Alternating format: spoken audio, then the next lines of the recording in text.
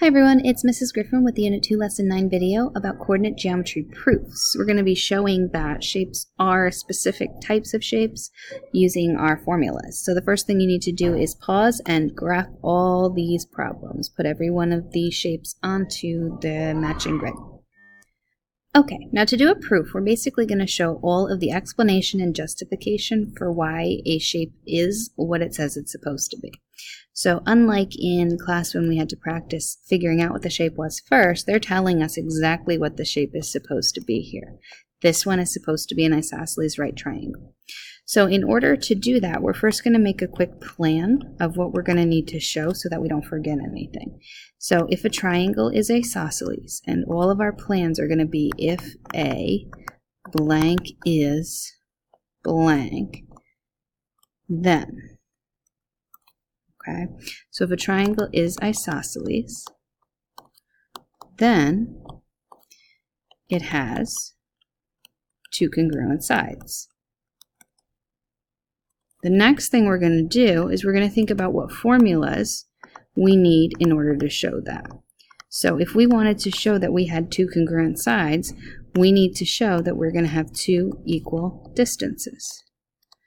And distance matches congruent. Okay, so congruent always goes with distance. Now, the second part of this was to show it's a right triangle. If a triangle is a right triangle, then it has a 90-degree angle. It has a right angle.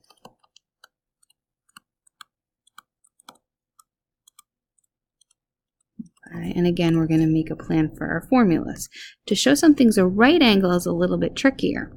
We first have to show we have perpendicular lines, because those form a right angle, which means we need to have two negative reciprocal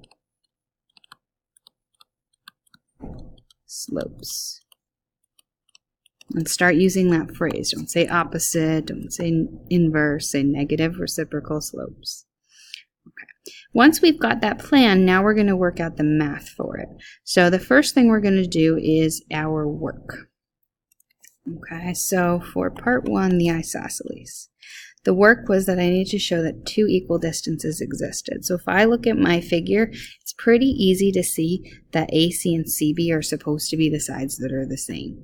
So if I do some quick counting, I'll see that this is 6 units and this is 2.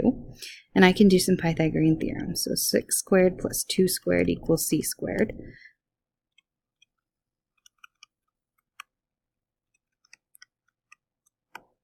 And then I can see that the distance for AC is radical 40. Okay, and if I look at my count for C to B, this is 6 and this is 2. So it actually happens to be the same Pythag math. So I don't have to redo the math. I could just write that this one is also radical 40. And now what has happened is we have shown we have two equal distances. So what we're going to do is we're going to write what that means. Okay. Congruent segments have equal distances. And this is kind of like an arrow. It is going to lead us to the knowledge that since AC and CB both had the same distance, they have to be congruent to one another. Okay. And we know that if we have two congruent sides, an isosceles triangle has two congruent sides. That was what he said in our plan it was supposed to be. So I use that as like an arrow to lead me to the fact that since I knew that AC and CB were congruent, that means that triangle ABC is isosceles. Okay, so these in the little arrow boxes are like the rules that lead me from my work to what I know about my figure. And it's like a chain reaction. I know my distances are equal, which means my segments are congruent, which means I have an isosceles triangle. Now for part 2, I had to show it was a right triangle. So that was a completely different concept. If a triangle is a right triangle, then it has a right angle, which means there's perpendicular lines from negative reciprocal slopes. So my slopes is the formula I'm going to start with. So I have to figure out my slopes. So if I look at my graph, the ones that are clearly going to make the right angle are AC and CB. So I'm going to count out my slope from A to C. That means, like I said before, I have to go down 6 and right 2. Negative 6, positive 2. It's always rise over run for slope. Don't forget that. Now you can also use your slope formula with the coordinates above and do change in y over change in x. That's fine. Either way, you're going to get negative 3 over 1. Always put these in simplest form. Now we also have to do the slope from C to B. So rise over run, so up 2 and then over 6. Up to right 6 ends up being 1/3 when you simplify it. And so now again, look at this work here. What I've just figured out is these are negative reciprocal slopes. So the rule I know is that perpendicular lines have negative reciprocal slopes.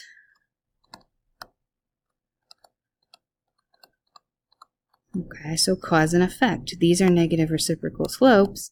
That means that AC has to be perpendicular to CB. And if that's true, we know that perpendicular lines form right angles. And that means that the angle where they meet, which is angle C, has to measure 90 degrees.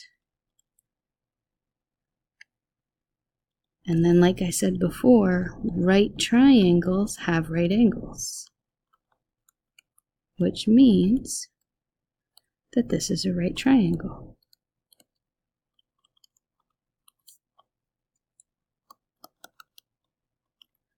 Okay, so this diagram is really just an idea of how you can see the cause and effect.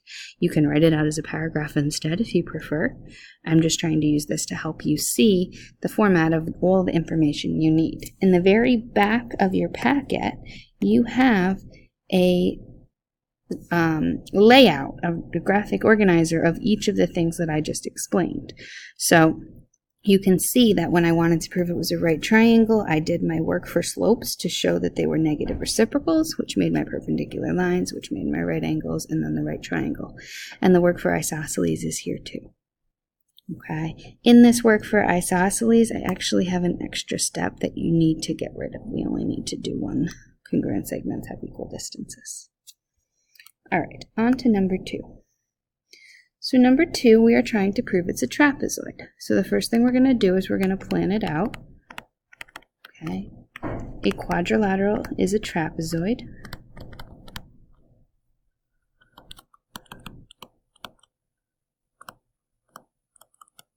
If it has a pair of parallel sides. And specifically, those should be the opposite sides. So our plan for that would be how to show that they're parallel. And to do that, I have to show that I have 2 equal slopes. So now that I know what formula to start with, that's where my work will begin. So if I look at my picture, the parallel ones are very clearly supposed to be these 2. The other opposite pairs are not parallel. So I should be working on finding the slope for xw and yz. And remember, slope is rise over run. So here it's up 1, 2, 3, 4, 5, 1, 2, 3. It's up 5 and over 3. And if I look at from z to y, it's up 10.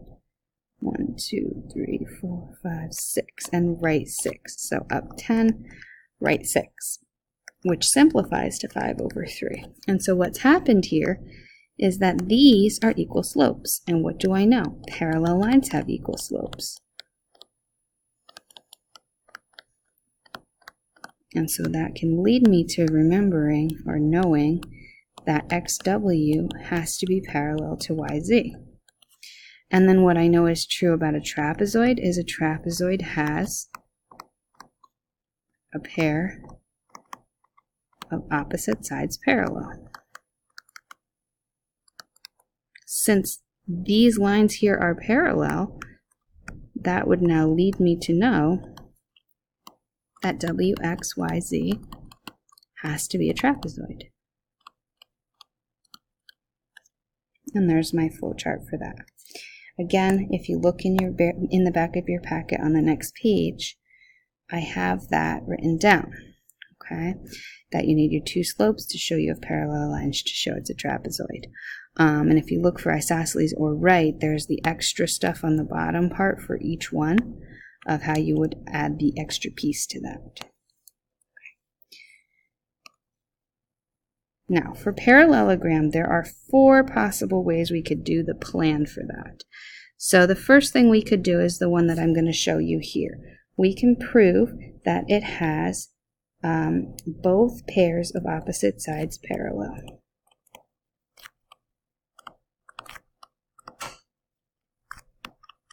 And if I was going to do that, I would need to show that I have 2 pairs of equal slopes. Okay, so to do that, I'm going to look at my opposite sides. I need the slope for AD and the slope for BC. And so if I look at my AD, it's up 1, 2, 3, and over 1. If I look at BC, it's also up 2, 3, and over 1. That means that for these, I know that parallel lines have equal slopes.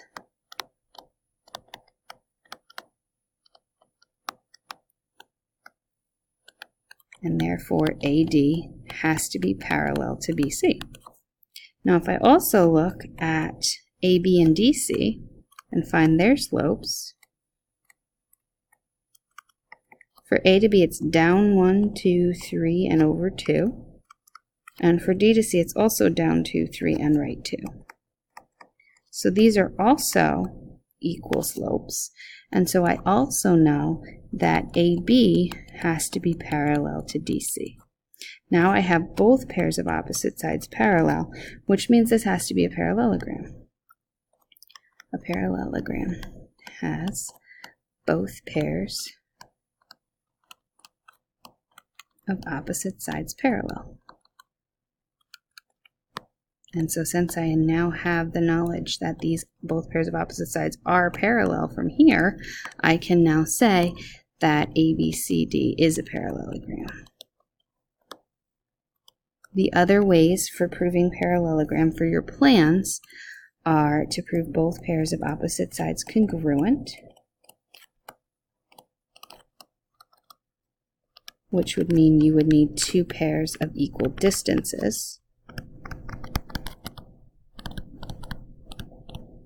Or kind of a mashup of the two, you can show that one pair of opposite sides is congruent and parallel. So the same pair is both. So the same sides would have to have equal distances and slopes. So you'd have to do 2 slopes and 2 distances. And then the last one, which is kind of a surprise one, is to show that the diagonals bisect each other.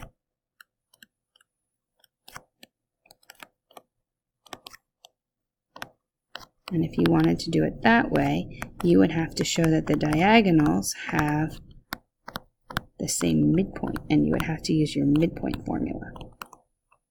The nice thing is you do get to choose which one of these you prefer to do. So if you always want to do slope like I did here, you can. If you want to see the layouts for how the other ones would work, go to the back and you can see them here. That top one is what I just did. If you wanted to do distances, then you're going to find the 4 distances using your Pythag here and show that you have 2 sets of congruent sides and then your thing is a parallelogram. You could do 2 slopes and 2 distances for the same pair of sides and do it this way. Or you could do 2 midpoints for your diagonals and show that they have the same midpoint, so they therefore bisect each other. All right, we'll finish the rest in another video. Thanks.